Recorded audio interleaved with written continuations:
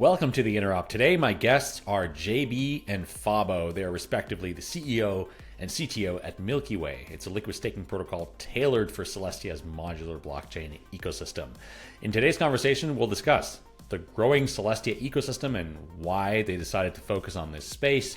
We'll take a look at the liquid staking market as a whole and how Milky Way differentiates themselves from the competition. We'll discuss their design and technical architecture, how validators are selected, and the roadmap and how they plan to move to a sovereign rollup.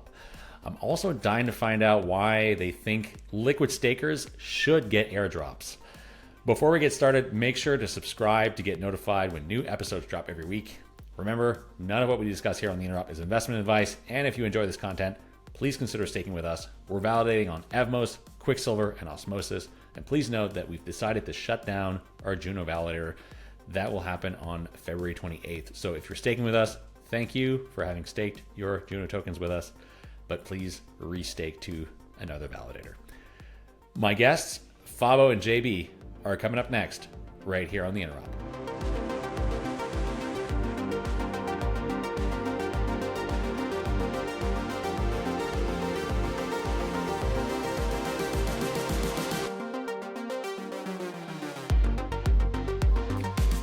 Hey guys, thanks for coming on. Really glad we could do this podcast together. Hey, nice to be here. Hey, it's great to be here. Yeah, so we've been talking quite a bit over the last couple of weeks, and I've been getting to understand more about Milky Way, your vision, the product you're building, and some of the technical challenges you've had in implementing Milky Way. But before we get into all that, first, I'd love to ask you guys, to introduce yourselves and also understand how you became interested in Celestia and building yet another liquid staking protocol. Yeah, sure. I can start. Hi, everyone. This is JB, founder and CEO of Milky Way. It's so great to be here. And I personally got into crypto back in 2017 as a blockchain engineer. And ever since then, I fell in love with crypto, and I still can't escape from this rabbit hole. My first job in crypto was to build this centralized exchange in Korea, and I was assigned to set up the whole infrastructure and build custom APIs. Thinking back, it was a great opportunity for me to learn about crypto, and it taught me a lot about the landscape, community, and various technologies in the industry. But unfortunately, centralized exchange business didn't really end up well, and the company pivoted to operating validator node operation services. At that time, I became CTO at the end of 2017, and the company is now known as Cosmos Station. And I led the development team establishing validator node infrastructure, building a block explorer now known as MintScan, crypto wallet services, and various utilities that could contribute to support the ecosystems. And after leaving Cosmos Station, I had an opportunity to work at several other blockchain companies like Harvest, the company behind Crescent Network, and Tendermint for a bit, that are heavily focused on Cosmos, the founding company behind Cosmos. So that's a brief background about myself. And in terms of how I become interested in Celestia, is that, to simply put, I naturally heard about it and researched a bit from time to time, as Celestia is using a lot of Cosmos tech stacks. Fabo, you want to go I'm next? Fabo. Fabo. I stumbled into blockchain at some point. I wanted to work for a startup, and back then, Ethan Frey, who's now running the Cosmos development, hired me as a front-end lead for the Tendermint Corporation back then. So I built the first Cosmos wallet, and we split out later and built a cross-platform staking platform on Polkadot and Cosmos, which we canceled at some point. And I worked in this space for a long time. Made a lot of friends. So I met a bunch of you guys around the world in many places already, which is fantastic. I always like to go to Cosmoverse and these events because the community is nice, and like you always have crazy adventures and crazy ideas, and like this project. But Celestia, for example, is so the CTO of Celestia is Ismail, was an old colleague of mine, and he told me over like a lunch many times, yeah, we have this project, and I was like, really? Doesn't sound like anything. You're sure? And he's like, yeah, yeah, yeah, I will do this. I will do this. And now look where we are. And someone like 3 months ago, JB was like, "Hey, I'm building this project on Celestia, liquid stake," and I'm like, "Sounds amazing. I know the guy. I like the tech. I'm in." And we started hustling right away, and there we are.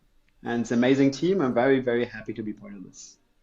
Yeah, that's cool. And yeah, definitely remember also Ismail telling me about early Celestia and Lazy Ledger, and also not really getting it until everybody had already made up their minds that this was the future. But yeah, fortunate to have been able to join as an investor later on. But yeah, it's great to see you guys working together and building this product. So when did the protocol launch, and how much TVL does it currently have? Yeah, so we started our project together in the mid or beginning of October last year, and we put our heads down and, focus on building for like 2 months literally. And then we launched on 18th of December, and it's a little more than a month now, and it's running smoothly, and it's currently capturing about 42 million at this time. I mean, that's huge. Like considering that, I think there's something like 60 million staked Atom on Stride. Now, it's difficult to compare here because, like, I think with Celestia, there's certainly a lot of tokens that are still locked. Although, yeah, I guess those tokens you can't really use them on Milky Way, so like investor tokens, etc. But I think with regards to Celestia, the kind of main use case right now is staking. And so being able to liquid stake those assets and potentially use them in DeFi. So we'll talk also about like where milkTIA is currently, where you can use milkTIA in DeFi. But yeah, it's impressive. It's impressive to have gotten to over 40 million in just over a month. How do you feel about that? We're super excited about the, growth and overwhelming support from the community. Yeah, super, super happy. And but at the same time, we know it's only the beginning. There are a lot of things we can do down the road. We have a lot of things that we are cooking up internally. So super excited 2024. And we will continue to put our heads down and focus on building and delivering the needs of the community. I'd like to take a little bit of a step back and talk about liquid staking, broadly. I think that there's been, two stages for liquid staking. Ethereum liquid staking was the sort of use case, that the environment that proved the use case, where you have this layer one with one asset, with like the major asset that is being liquid staked, and people use that asset in DeFi. That has grown to like billions of dollars worth of activity, and it's pretty straightforward. And then when liquid staking and Cosmos kind of popped up with Stride going to market, I mean, there were liquid staking protocols before it, but Stride, I think, really accelerated liquid staking. It became obvious that Cosmos was going to be different, not only because there were multiple chains, but because governance, for instance, was a part of Cosmos, and we want token holders to be able to participate in governance. So that was like part of the considerations that people had to have in Cosmos.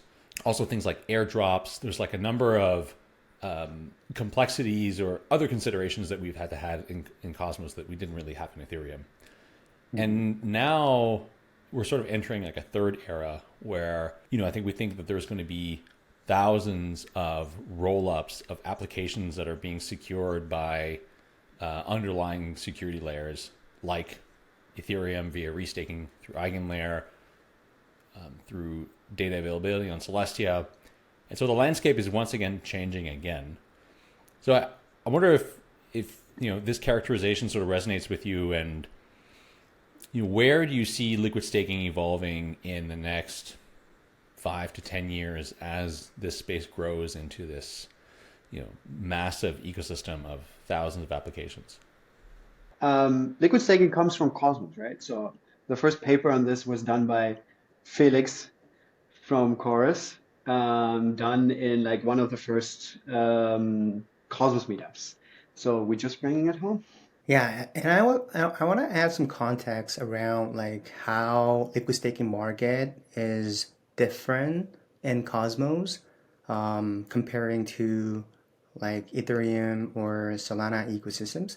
So from a liquid staking provider's perspective, Cosmos is certainly an interesting ecosystem in a way that they have opportunities to support multiple liquid staking tokens, but if you see the market is relatively small comparing to Ethereum and Solana ecosystems. So they really have to choose wisely in terms of like which chain they want to support, because if you see the implementation level, it requires much more efforts and dedication to build and operate and to provide liquid staking solution basically. And when catering for airdrops, especially, it becomes orders of magnitude more complicated due to liquidity being spread among multiple chains.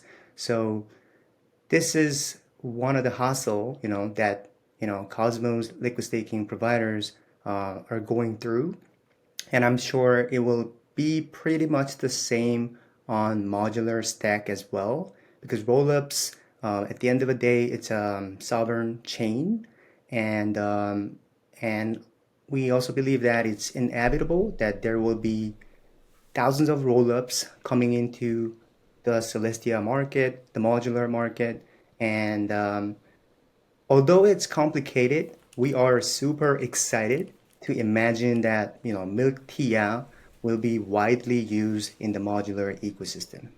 So let's talk about the product a little bit. So what is the current Milky Way product, and what does it offer to Celestia token holders? So MilkWay is a liquid staking protocol for Celestia ecosystem. I guess I can explain from a layman's terms, but it requires no explanation for those who are in the space for a while. But I assume some listeners may be unfamiliar with the concept of liquid staking protocol itself. So basically, staking is a way to help secure proof of stake based blockchain networks like Ethereum, Solana, Cosmos, and many other blockchains out there nowadays. So users stake their assets, and their assets are locked up in a smart contract or protocol. And when they want to withdraw their assets, it takes a few days on Ethereum, and it takes generally 21 days on Cosmos Hub. This is where a liquid staking solution comes in to solve the liquid problem by having users to liquid stake their assets, and they receive this representative token of their stake position known as liquid staking derivative or liquid staking token. Users can use this liquid staking token to participate across various DeFi protocols to earn additional rewards. So this is liquid staking token, liquid staking protocol, and Milky Way is tailor-made for Celestia ecosystem. So in terms of how it works from a user's perspective, they liquid stake their TIA, which is the base coin of Celestia blockchain, through our front-end application. They can hold, their TIA on Celestia chain or Osmosis chain. Just by holding their, liquid staking token, our liquid staking token is called milkTIA. Just by holding milkTIA, they earn staking rewards, and it's very simple. And you utilize that to many DeFi protocols within the Cosmos ecosystem at this point. Cool. So where can people currently use their milkTIA? So they've deposited some Celestia, got some milkTIA liquid staked assets. Now they're earning staking rewards as well as holding this liquid asset. What can they do with it currently, and what's in the plans in terms of building out the ecosystem of applications that support milkTIA and presumably like other Milky Way liquid staked assets. So our liquid staking token milkTIA is already listed on Osmosis DEX when we launched our product last December 18. And it's now listed across many other DeFi protocols within the Cosmos ecosystem. So DMX is another DEX. Users can lend, milkTIA there, and it's also listed on Quasar, the project that's working on the vault strategy, and two perp trading protocols, Levana Finance and the Margin Protocol. And there's a governance proposal on UMI and Mars Protocol as well. And also, in terms of a cross-chain ecosystem, Axelar is listing our milkTIA in their next batch. So once they support our milkTIA, then we will be able to tap into other ecosystems as well. So there will be many more in the coming weeks and months. Cool. And so what motivated the choice to launch milkTIA on Osmosis? Basically, we did our own due diligence in the beginning, but prior to launch, Osmosis Foundation has been super helpful and supportive in Milky Way's vision. And we were aware that Osmosis was gearing up for Celestia mainnet launch. So when Celestia mainnet launched, it really, attracted a significant amount of TVL, and it really did. So it's the highest, it has the highest TVL in terms of TIA volume. So it made sense for us to choose Osmosis rather than other Cosmos blockchains that support Cosmosm. Also, our current design is a Cosmosm smart contract.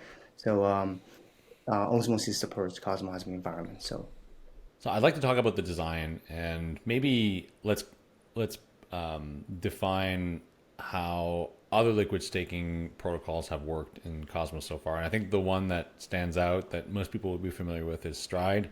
Quicksilver also works this way, and that is to use interchain accounts. So basically there's a chain, that chain controls accounts on other chains. Let's say, Atom, there are some assets that are held on an account there that are staked, and the chain, the Stride or the Quicksilver chain, controls those accounts via interchain accounts.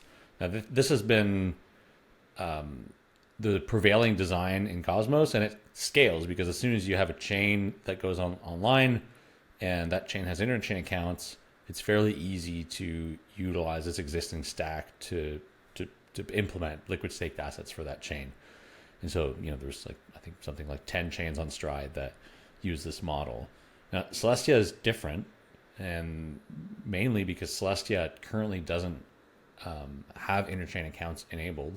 And so that led you guys to have a different approach in terms of the design. What is the thought process, and what is the kind of process of designing the technical architecture for a new type of liquid staked asset on Celestia?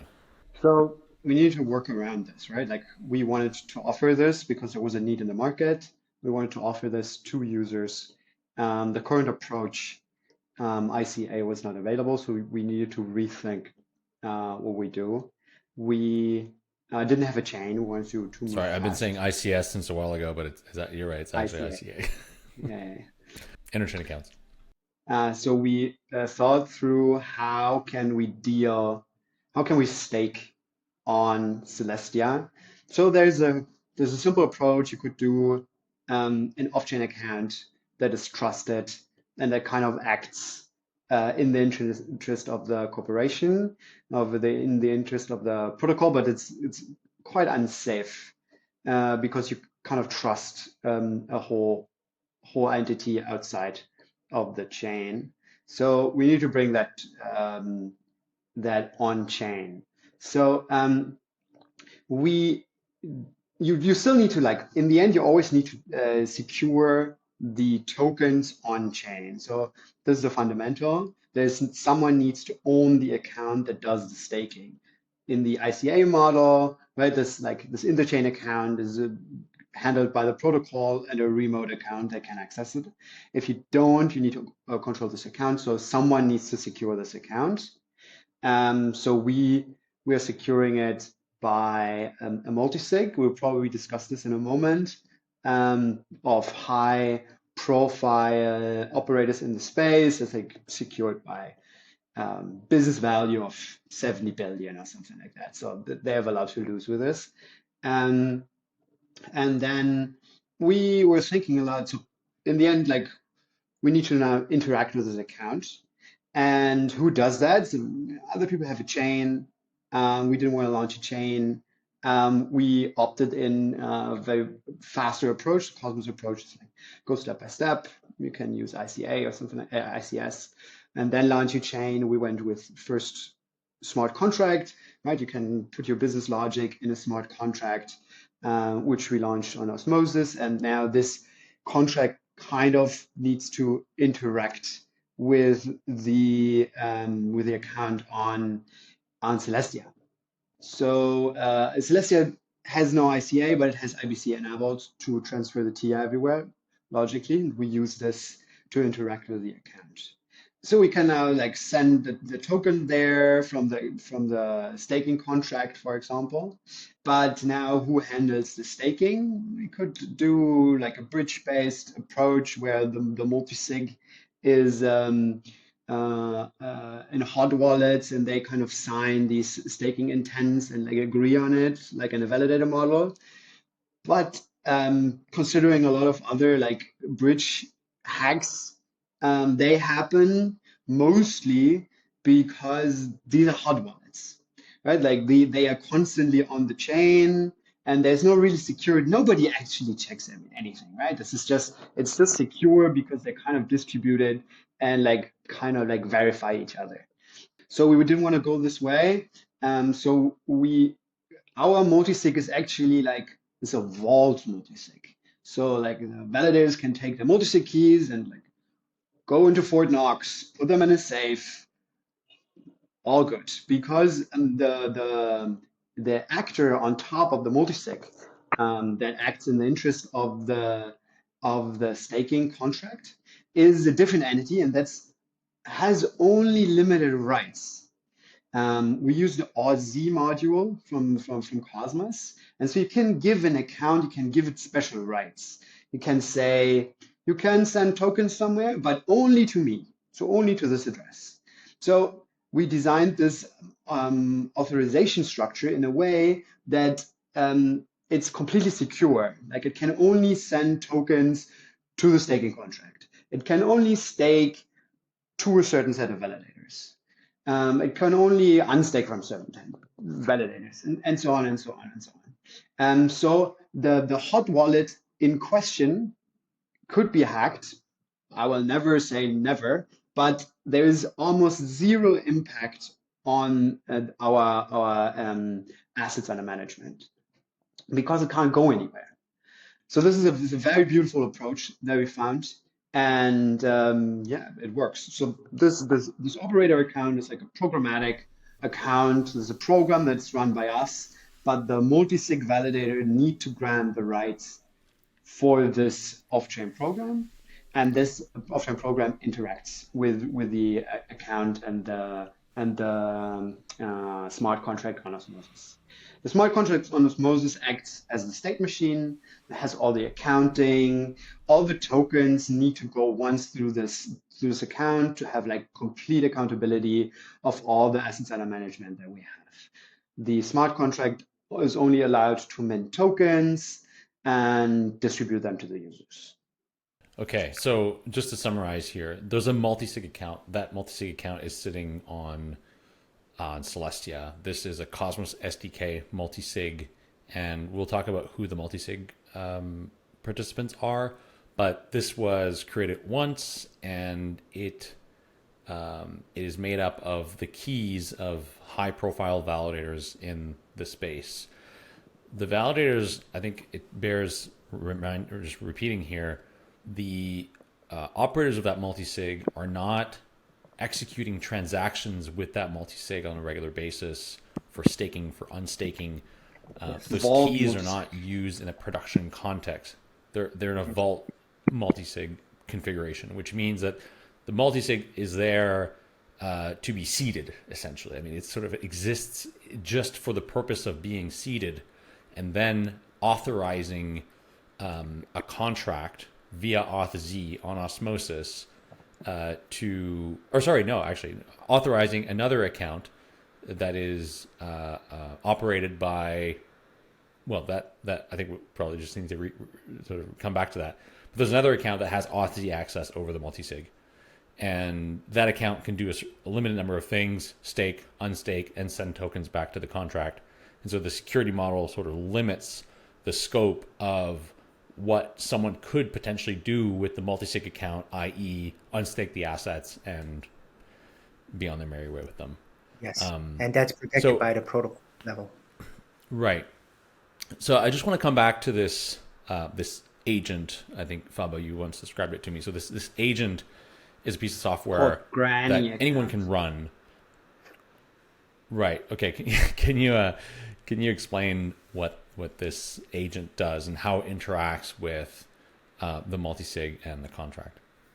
Sure. So it's very simple. So it detects, has an indexer of Celestia, and it detects balance changes in one of two accounts, the staker account and the rewards collector account. So rewards, when claimed, go to a different account. This is like a Cosmos SDK feature. So if it sees stake receiving in the staker account, then it will stake this to the validators that it can stake to. And if it sees rewards appearing in the rewards account, then it sends those rewards back. If it sees an unstaking batch happening, then it will claim this unstaking batch and it will start an unstaking process. If it sees this unstaking process to have finished, then we'll take these assets and sends them back to the multisig. Okay, and so this account is essentially the contract is the account, or is there another account somewhere that is operating that is executing those transactions? So this is the granny account, grantee account. Funnily, granny account is like a different key that has these rights. There's a different key that is used in a programmatic system that executes these transactions. Okay. Independent from the contract. Key... The contract is on Osmosis. Right. And so this key sits inside like a binary that anyone can run. I mean, is this key is the private key for this thing public, or what's? Because I mean. Yes, it's running by the foundation with the coordinating program. But important to note that as Fabo gave a comprehensive explanation about how it works, it only has a limited authorization. So it can only transfers, IBC transfers back to the Osmosis staking contract that are deployed on Osmosis layer 1 blockchain. And it can only stake to Milky Way validators. So basically, there in case of compromise, there wouldn't be any issue. It's protected by the protocol. That's what, we call it auth-z delegated multisig. It's a novel concept that we came up with it, and we wrote a comprehensive article on our blog as well. Yeah, I'll link to that article. I think what you wanted to ask was, is this piece of software, can anybody run this? Currently not. So this needs to be authorized by the high-profile validators to act. And the staking contract as well needs to have this written as a potential receiver of any assets by this entity. So if we want to decentralize more, it depends on future architecture. Like we could create like there could be more accounts allowed to do so, but then we need to have like collision control. Like what happens if we unstake and then like people unstake twice or something like that. So we would need something like a Horcrux system between the different entities, but it's all possible. Okay. And so just to come back to the multisig, the the potential sort of attack here is kind of limited to the validators colluding, right? I mean that's the extent of the actions that multisig can take under the assumption that those validators have very high security and OPSEC processes around their keys, which as validators they probably do. Yep, Yes. we call them operators, but yes, we differentiate Okay. operators and validators, but operators are the trusted and reputable entities that are holding the keys of our multi-sig accounts, and validators are Celestia validators. Okay. Who are these operators? Because I thought the Uh, operators and the validators were this. I mean, I thought that they happen to be the Celestia validators, right. and Okay. we purposefully chose them in the beginning when we start. The initial set of operators and validators are pretty much overlap because obviously it's a liquid staking protocol for a Celestia ecosystem. It's better for Celestia validators to become our operators. Yeah. I think there's a very beautiful economic system here, right? Like so the validators secure this in their interest as well. Like they want to be part of the system because it allows them to receive these liquid staked assets to them. And I personally really like this. They're very helpful for us building the system. They're very, very good partners. So why is everyone fudding this multisig? I mean, not everyone, but like people have been fudding this multisig, Mm-hmm. and you guys wrote this post kind of explaining the technical architecture and so yeah. Yeah, actually, we don't hear like flooding the multi-sig from retail investors. We only hear it from the crypto expertise, because fundamentally is there's a trust assumptions. And as you know, like multi-sig design is widely used in the crypto industry, and it is secure as long as it's properly configured and managed. But unfortunately, due to the hacks involving projects like Ronin and Axie Infinity, which utilize multisig design, have created a perception that this multisig design is simply risky and dangerous. That's a public perception, I would say. But in fact, if you dig it in, they use a 5 of 9 multisig setup with 4 keys managed by a centralized entity and store all private keys on their centralized server, which is super dangerous and risky. And on top of that, one of the DAO validators lent out their private key for them to use because they have to, you know, execute transactions for their day-to-day operation. This is entirely due to their mismanagement of multisig, and this is not how they should use it. But in Milky Way's multisig design, like Fabo has explained, TLDR as a core contributor to Milky Way protocol, we do not hold any keys of multisig accounts. Operators are the ones holding the keys of multisig account, and they do not need to expose their private keys to the internet on a day-to-day operation because of a novel concept that we are using called the auth z delegated multisig. I think some players in the space also use that to discredit us as competition. I had the feeling. That's entirely possible. So yeah, let's come back to the contract. So now that we have an understanding of the multisig, this granny account, what is the purpose of the contract? So I guess like the contract issues the stake TIA, but can we go into detail about the interactions that the contract has with the multisig and this grantee account? So it's a very simple. I can explain like very simply, and then you can add more context on it, Fabo, if you need to. Um, Basically, user from the user's perspective, they liquid stake through our staking contract, and it calculates based on this exchange rate in the contract, and provides our liquid staking token milkTIA, and the contract immediately transfers the deposited TIA back to the staker multisig account on Celestia chain. And the multisig account stakes on behalf of our Milky Way users. This is pretty much it.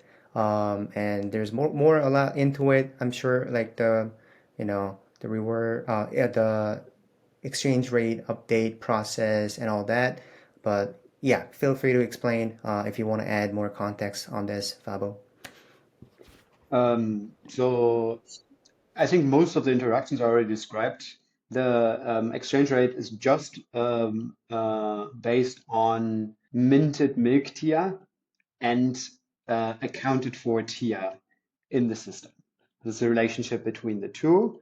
The rate doesn't really change, only when there comes new tier into the system, like new rewards into the system. So when the granny account sends received rewards from the rewards collector account back to the contract, then the relationship changes between the two values, and then the rate goes down. That's mostly Mm-hmm. it. There's a couple of other features, like there's a security feature in there to halt the contract, for example. If it would see anything, we have like systems in place that checks if there's any outliers in our data. We already pulled this once. Nothing actually happened, but we were like better safe than sorry. And we would just hold everything. We could check the data, and then we could migrate from there. Like we don't believe that anything could happen, and as our current assumption, but we have this in place if anything happens. Okay, so you're talking about the exchange rate. You're talking about the redemption rate here, which is the rate at which you Yes. redeem back your TIA, your liquid TIA, with some additional staking rewards for the period during which you were Mm-hmm. staking or liquid staking those TIA. Yes. So they're interchangeably used within different ecosystems, redemption rate and exchange rate. And to talk a little bit more about like how the redemption rate calculated, we use reward bearing token model similar to other liquid staking protocols in different ecosystems. So basically what it is the value of our liquid staking token, milkTIA, against underlying asset TIA is tracked through on exchange rate in the contract. So users earn rewards based on this exchange rate when they withdraw their TIA. So that's basically how the exchange rate is calculated in the contract. Okay, cool. So I'd like to talk about the validators that you stake to. So, I think I mentioned this earlier in the podcast that Quicksilver had this approach of allowing users to choose their own validator. They were always like very philosophically aligned with this idea of allowing delegators to choose which validators they would stake to, even through a liquid staking protocol, allowing delegators to also participate in governance. I think you guys are using a different approach, or at least currently that is not possible. But I'd like you to maybe expound your thinking around validator selection and the distance that liquid staking puts between a delegator and, or a token holder in this case, and a chain's governance, and the choice of validator, which in Cosmos has always been a very like something that people, I think, like a right that people hold very dearly, like the ability to choose who you validate with and who you stake with. Yeah, absolutely. So Currently, our initial set of operators and validators are chosen in a permission way with the help of our partners and advisors. And we also did proper due diligence to select the most secure and reliable ones to make sure our users can safely use Milky Way protocol. The reason for that is because bootstrapping a truly decentralized protocol from the beginning takes a long time. And that's why we are currently refining the details in terms of like what criteria do we look for when selecting a validator and how many validators do we want to include in each batch. Yes, and all of this will be announced soon. And we're going to make it decentralized in the end to have the community to select the Milky Way validators. I want to like nerd a little bit, but I find it difficult to because liquid staking tokens is a fungible asset that's not soul bound, right? So I choose now a validator that I want to stake to my stake, and then I receive a voucher token that is not bound to this validator. So now I go and like go transfer this to another account, whatever. I unstake this thing, buy new tokens, stake to this validator again. Like there's a bunch of loop things that I can do, which it doesn't really reflect the stake that I put into the system. Right? Like you could now it's similar as the same with governance. We definitely need to find a way to bring milkTIA holders into governance, but it's not an easy system because of fungibility of the asset. And with the staked assets, it's easy, right? Like you have this bound, and you can't run away. It's bound to you. Um, but with a liquid asset, is really complicated. I'm happy to work with Quicksilver on this and see what they're doing is very interesting. But I find it very difficult to model a system like that. I mean, look, the market speaks for itself, right? Even though I think like Quicksilver really wanted to differentiate themselves with this feature, and I think it was part of their philosophy, their design philosophy, and their ethos since day one. For for whatever, I mean, probably not for this reason, but the market has ended up choosing Stride as the leader. I think with over 90% of liquid staked assets in Cosmos. So whatever the reasons are for Quicksilver not having captured the market, whether it was like not being first to market or any other reason, this was not like a thing that the market I think felt was that valuable that they would switch. So yeah, I think like it sort of speaks for itself. Yeah, I mean, there are Um, multiple yeah. options out there, like the copy staking and LST holders choose like Quicksilver's approach and use governance to elect the validators and delegation amounts even.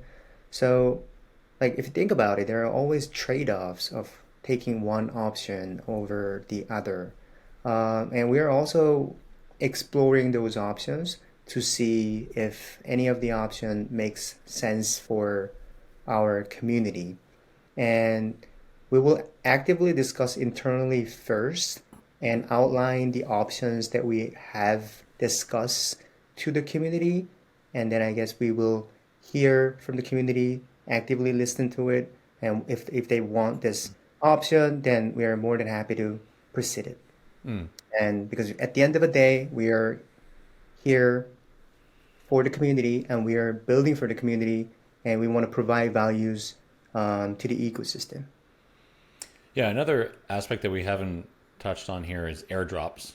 And until now, I think in all of the liquid staking products that exist, I don't think that users get airdrops through those liquids. They're not redistributed. What's your stance on this? Mhm. Our stance is simple. We will be distributing any airdrop amounts that we receive on behalf of our users. And we are currently taking two different approaches to make sure, that we're doing our best to have our Milky Way users get what they deserve, basically. So we are syncing up with projects that are airdropping to TIA stakers directly and provide a snapshot data to them to include Milky Way users. And this is our first approach. And if it goes well, then our Milky Way users get what they deserve to get if they were to stake in traditional staking. And second option is our multisig account stakes on behalf of our users, right? So our multisig account will receive whatever the amount that are eligible from the projects. So we are planning to distribute those airdrop amounts to our Milky Way users. That's difficult Okay, because cool. Yeah, I mean that's really exciting. usually those are capped, so they will never capture the whole airdrop for users. We have some models in mind to technically make this more feasible with our next upgrade. But for now and probably forever, true partnerships with the airdroppers is the way to go. And we're really working hard on this. Yeah. We're like every day hustling and speaking to so many people that want to do airdrops and provide them with a lot of data and assistance to bring this in for our users. Because Yeah, I I hadn't think, yeah, considered that the airdrops are capped on the amount of assets. So like, say you have like I don't know, $100 million of staked TIA, that you're not going to get an airdrop, equating that amount. You have to provide the snapshot with the individual accounts that are staking. Okay, yeah. There's more Yeah. complexity to just like a technical implementation here. You have to work with the projects to do it. yeah, Because from a user's perspective, they want to prevent from whales to receive huge amount, I guess. Yeah. Yeah, this is why we all need milkers' support. We want to, have your voices out, let the projects know, and so that we can, work things out more smoothly. Cool. So taking a step back here and looking at the landscape. So we've talked about some of the competing liquid staking services out here, and I think amongst some people in the space there is a conversation happening about, well, a few things, or at least this is things that I've heard in chatting with folks. So one is this idea that liquid staking is a winner take all or winner take most market, and that it is very difficult to dislodge existing market participants once they're well established. And then the other is the scalability of the design. And so having an interchain accounts based design allows you to scale really easily to include other chains and include other protocols. Let's maybe focus on the first question first. Given that Stride has such a large market cap in Cosmos, do you see Milky Way as, because I know that we know that Stride will propose stake TIA. Is Celestia a new market where you essentially have first movers advantage and have established yourselves there as the dominant player, or are you acting in the Cosmos market, at which point you're competing with Stride? How do you think of your position in this space and how it relates to other liquid staking providers? Right now, we're laser focused on Celestia ecosystem, and people have different interpretation and views on this, but Celestia doesn't market themselves as Cosmos chain, even though they use Cosmos SDK framework to run their chain, right? So, and they're focusing on Ethereum L2 ecosystem, so fostering sovereign rollups to grow the ecosystem. They want more rollups in their ecosystem to utilize their data availability layer. I think it's all because the market is huge, like a predominantly huge comparing to Cosmos and other ecosystems. So we are the reason why we are heavily focusing on Celestia ecosystem is simply there's a market opportunity. And once we support other, Cosmos chains, we can technically do that. We can also scale. It's much more easier than using interchain account probably.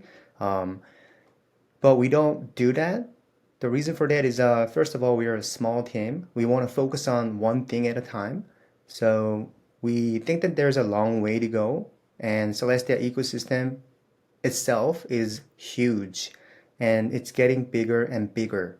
And if we have if we support liquid staking tokens for other ecosystems, that means our development resources, will be spread out, and we lose concentration. Whatever the upgrades happen, then we will also have to pay attention to their community. So that's why we want to focus on Celestia ecosystem. Yeah, I think like we're very open to cooperation with all the other players in the space. Like we're all dogs in the space. We know most of the people, and we love them, and we love to work with them. This is just our niche for now. We really we wanted to avoid competition, not competition, like muddying the waters. We just picked our niche. We even so milkTIA. Where does the name come from? And in theory, it should be staked TIA, so ST TIA. And we decided, okay, like we don't want to fight. Like you take this name, right? Like Stride claimed the name, so we were like, we don't want to fight. This is fine. Like we take a different token name. Like we don't want to fight. This is fine. Yeah, not everybody is like this. But we see big potential for it because it's a big market. We're focusing on Celestia now. There might be others coming in. This is not a problem. We hope we have a first mover advantage, and we will have an advantage in the long run because we will focus on this ecosystem and this technology in comparison to others that are focusing more on app chains that are rolling out in the Cosmos. So when it comes to Celestia, I mean, I'd like to understand here what you think is the end game for Milky Way in the Celestia ecosystem, because I mean, liquid staking. Until now, we've known liquid staking as this product that allows you to utilize your staked assets, i.e., staked securing the network, in DeFi to have a liquid representation of the staked assets that you are delegating to a validator to secure the network. With a Celestia rollup or an application building utilizing Celestia DA, there is no staked asset in the same way that Aave token is not a staked asset. It's not a security, a layer one security asset. So what will be the staked assets that Milky Way will offer its customers? So correct me if I'm wrong, JB, but there's three kinds of rollups that will be built, right? Like currently, most prominent is one sequencer, and then persistence to Celestia back, and there will be ZK rollups at some point, let's say like in a year to two. They probably also don't need staked assets to secure this. But I think like the main path forward in the midterm is decentralized sequencers, and they kind of still need to kind of be secured by some kind of trust system, probably based on tokens. So it's very similar to the old app chain model. JB, you want to follow up on that? Yeah, so basically, from a business perspective, I anticipate rollups will have to launch their own token to bootstrap the liquidity, or partnering up with other ecosystems or even other rollups within the Celestia ecosystem. So from a business perspective, it's I don't see that rollups without their own token will be the majority. Um, that's how I view it at this point, but we will see how it goes. But in this case, I mean, these tokens would be utilized for governance. They may be utilized for other utility, as a roll up where you don't need to stake the asset to secure the chain.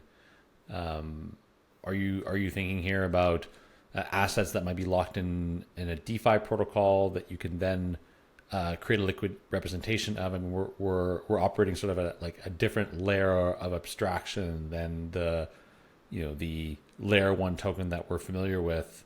What are the use cases for like this particular type of like roll up token when it relates to liquid staking? Assets that are not locked are not our target customer, I think. We will only focus on locked assets. I think there will, in the long term, probably always be a staking concept somewhere, because you need to like collateralize a security system in one way or the other. So I think there will be many of these applications, maybe stuff that we don't know yet. So what's the roadmap, and what can people expect from Milky Way in the next couple of months? As we posted our teaser image on our official Twitter account, we're cooking up this rewards points system, and it will be announced soon. And we're looking to launch our own token at the end of Q1, but this is something that we're discussing. It's a bit flexible. It can be Q2. Our next milestone is to transition from Osmosis to Celestia ecosystem to become a sovereign liquid staking rollup. So basically, the goal is to be maximally aligned with the Celestia ecosystem. Because as you know, the sovereign rollup will take the settlement and execution layers, and it will use the pluggable consensus and the DA layers of Celestia chain. So that's why it doesn't require to bootstrap new validator set. We will just use a validator set of Celestia chain. So therefore, our liquid staking token is secure by Celestia chain. Therefore, it's more safer and more aligned with Celestia chain. Yeah, I think that really I think is one of the most exciting things about the roadmap is that Milky Way has ambition to become a sovereign rollup on Celestia, that it wants to move away from this initial bootstrapping model that works, but I think isn't like a long-term viable model for like full alignment with Celestia and building out this ecosystem of liquid staked assets. Yeah, that's what we are going for. And we are also exploring a utility of restaking service as well. It's still in R&D phase, but it has gained a lot of traction from a project called EigenLayer in the Ethereum ecosystem. And the core idea is basically utilize liquid staking token to share security to those services and infrastructures that are not secure and inheriting security from the base chain itself. So that's something that we are exploring currently, the researching and R&D phase. But yeah, that's a utility that can use our liquid staking token when we become a sovereign rollup. Very exciting. Guys, thanks so much for coming on. Anybody who wants to use Milky Way, how can they do that? Go on app.milkyway.zone. Yes. Okay, cool guys. Thanks for coming on, and we'll talk soon. Thank you for having us, my friends. Thank you.